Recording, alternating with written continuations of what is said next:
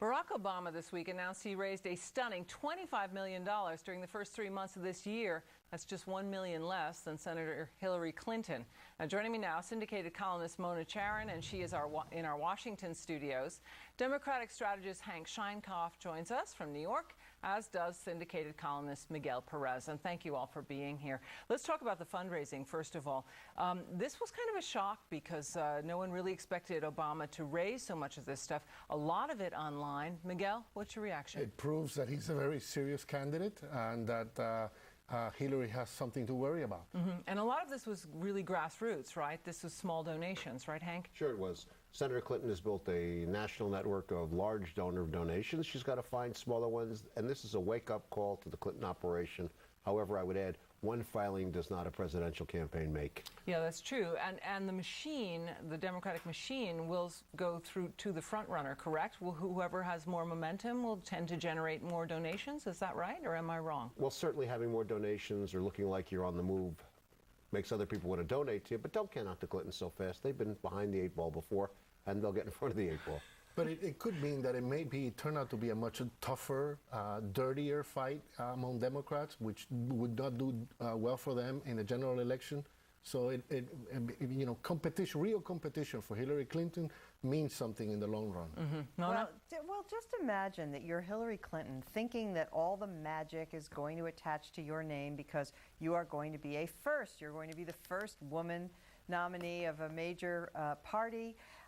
And she looked like she was coasting toward that. And then, enter Obama, who would be something even more spectacular, the first African American to win the presidency. Furthermore, when you look at the fundraising, what do you see? You see that 90% of Obama's contributions were in denominations of $100 or less. Again, that suggests a populist sort of appeal that Hillary Clinton can only fantasize about. So I think that there's some, despite the happy face that she's putting on it, she's probably really scared. All right. On to other political issues. Attorney General Alberto Gonzales preparing for Senate testimony. He's apparently briefing himself, holding mock quiz sessions. I mean, this is really sort of like in training. What do you make of this entire process, Miguel? Well, if he really wanted to talk to the American people, he can hold a press conference and, not keep us in suspense for so long, frankly. I don't know what he can say, because whatever he does say, I think he's going to look bad anyway. Either he was fooled by the person immediately under him and people in the White House, and he's totally out of it, or he was part of it. And if he was part of it, he should resign. So it doesn't look very good for him. So is April 17th the make or break time for him? Is this it? I would say it will not be the best day of his life. He's going to have some problems no matter what occurs. Miguel is right.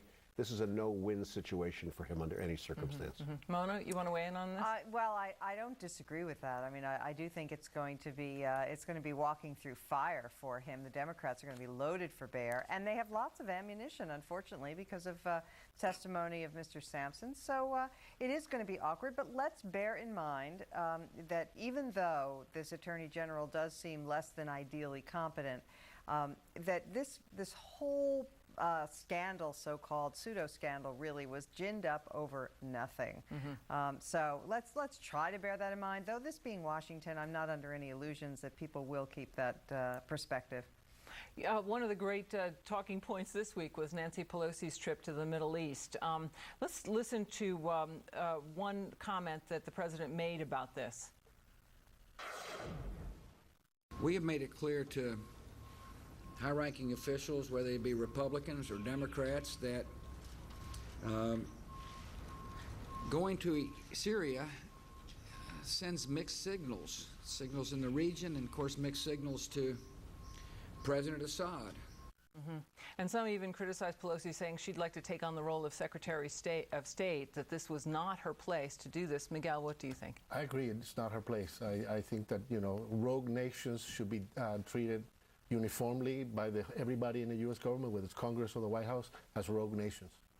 Hank? Legitimizing a fascist murderer is not good international nor domestic policy. That sums it up pretty well, Mona. Wow, gee, I don't have anything to disagree with there.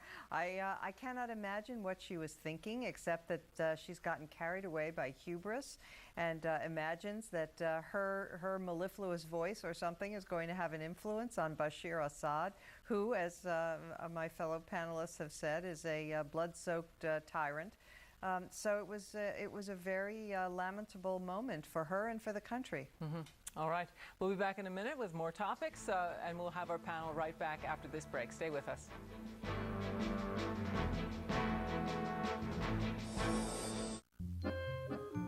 Credit card, good. Credit card fees, not so good.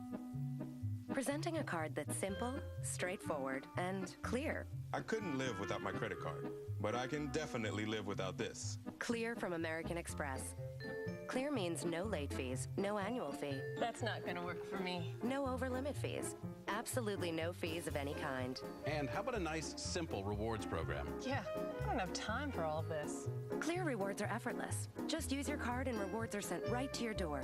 No points to keep track of. You can even get payment reminders. That's one less thing to remember.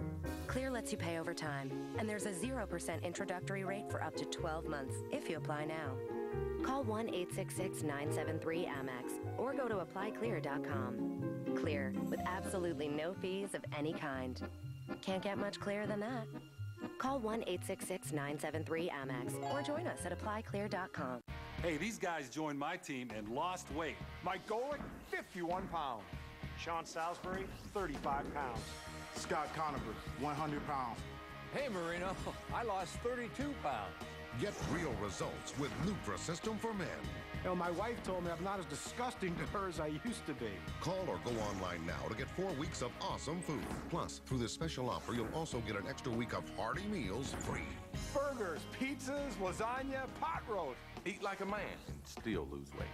Our secret is the breakthrough science of the glycemic advantage that separates good carbs from bad. Now carbs are no longer off limits. Nutrisystem worked for me. Trust me, it'll work for you. About $10 a day gets you 4 full weeks of rib-sticking meals. Pick up the phone and lose weight. Order our 4-week men's program and get an extra 7 breakfasts, lunches, dinners, and desserts. A full week of food and a $70 value absolutely free. So call now. The American Dream, wake up. All next week, American Morning takes on mortgages, loans, and renovations. Before you're in too deep, what you need to know about your American home. All next week, beginning 6 Eastern. Closed captioning hours on CNN, sponsored in part by Asper Cream, odor-free, fast pain relief. Can an odor-free cream stand up to your back pain? You benefit Asper Cream. Maximum strength and odor-free. Arthritis pain stopped? You benefit Asper Cream. We're back with our panel of political experts: Mona Charen, syndicated columnist; Hank Scheinkopf, Democratic strategist; and syndicated columnist Miguel Perez. Let's talk about the week coming up. President Bush is headed to Yuma, Arizona on Monday to unveil an agenda for border security, immigration reform. This seems to be the sort of spot for the photo op to pull all these issues together. Miguel, what do you think? How many times is he going to do this?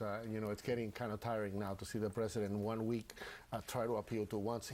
He wants to be literally, you know, talk about the Mexican border. He wants to be on both sides of the fence. 1 week he's appealing to the people who will have some compassion, you know, for the illegal immigrants, and the next day he's trying to appeal to the extreme conservatives on the other extreme. So I just don't know. I'm wondering which side he'll be on when he appears this week. It's ever-changing. I actually think the president has been fairly consistent on this issue.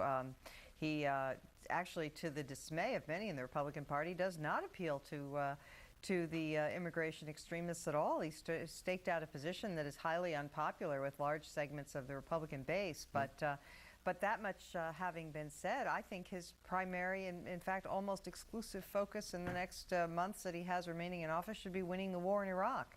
Mm-hmm. So, you know, I think that's obviously what his presidency hangs on, and all of these other things are a distraction. What about you, Frank? So I think it is a distraction. I think Mona's right about that. He may not win the war in Iraq, but he's not going to get any traction out of this because what people are thinking about in this country right now is the war in Iraq. And border security, though, does tend to come up on a lot of the polls in very high numbers, though. Aren't Americans caring? It does, but if you look at how elections actually turned out in 2006, there were very few races that actually turned on questions of immigration. It does poll very strongly, but it doesn't translate into votes. Okay, Miguel has written extensively on this in his most recent column. He commented on the direction the White House is going in terms of immigration reform. Let me read this. Clearly, it's all about politics. Republicans are naturally worried that after bashing immigrants for so long, once illegal immigrants become citizens, they're going to vote for Democrats. So the White House has been floating an immigration plan that would make it harder for them to gain citizenship.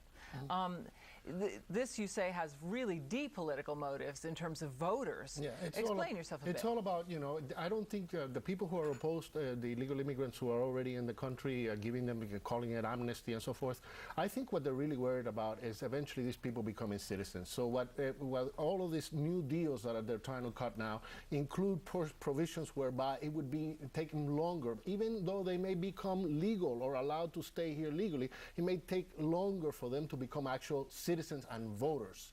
So that is what they're trying to sell. You know, I'm a mushy moderate on immigration, but let me say, let me just add a demurral to something that Miguel just said, because I think it's not true to say that opponents are really worried about people becoming citizens. I think opponents of illegal immigration, and again, it's not immigration, but illegal immigration that worries them, are actually not worried that people want to become citizens, but rather that they don't, that they're coming here in huge numbers without acquiring a new loyalty to this country and a desire for citizenship. I think that's much closer to the core of what worries those who are concerned about illegal immigration. The overwhelming majority of legal immigrants in this country want to become citizens, do everything possible, are in waiting lists and in waiting lines, doing everything possible to try to, you know, not wait for the bureaucracy, to try to get papers and become legal citizens. I mean, it's absurd to try to suggest that these people do not want to become citizens. The overwhelming majority do.